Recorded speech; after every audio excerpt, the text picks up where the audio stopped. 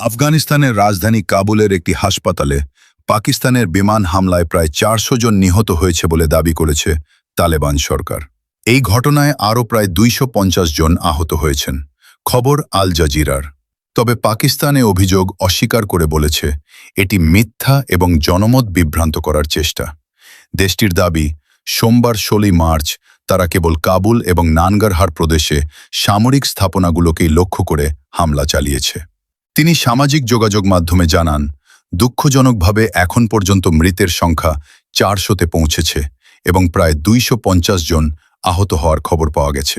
উদ্ধারকারী দল ঘটনাস্থলে আগুন নিয়ন্ত্রণে আনার চেষ্টা করছে এবং নিহতদের মরদেহ উদ্ধার করছে। স্থানীয় টেলিভিশন চ্যানেলগুলোতে প্রচারিত ভিডিওতে দেখা গেছে ধ্বংসস্তূপের মধ্যে আগুন নেভাতে হিমশিম খাচ্ছেন দমকল কর্মীরা।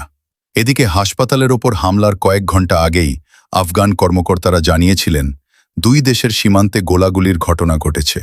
এতে আফগানিস্তানে 4 জন নিহত হন। প্রতিবেশী 2 দেশের মধ্যে সাম্প্রতিক বছরগুলোর সবচেয়ে প্রাণঘাতী সংঘর্ষ এখন 3য় সপ্তাহে গড়িয়েছে। আফগান সরকারের আরেক মুখপাত্র জাবিহুল্লাহ মুজাহিদ সামাজিক যোগাযোগ মাধ্যমে এই হামলার নিন্দা জানিয়ে বলেন, পাকিস্তান আবারও আফগানিস্তানের আকাশসীমা লঙ্ঘন করে কাবুলের একটি মাদক পুনর্বাসন হাসপাতালে হামলা চালিয়েছে।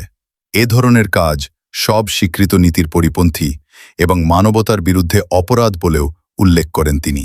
তবে পাকিস্তানের প্রধানমন্ত্রী শেহবাজ শরীফের মুখপাত্র মোশাররফ জাইদি এসব অভিযোগকে ভিত্তিহীন বলে উড়িয়ে দিয়েছেন।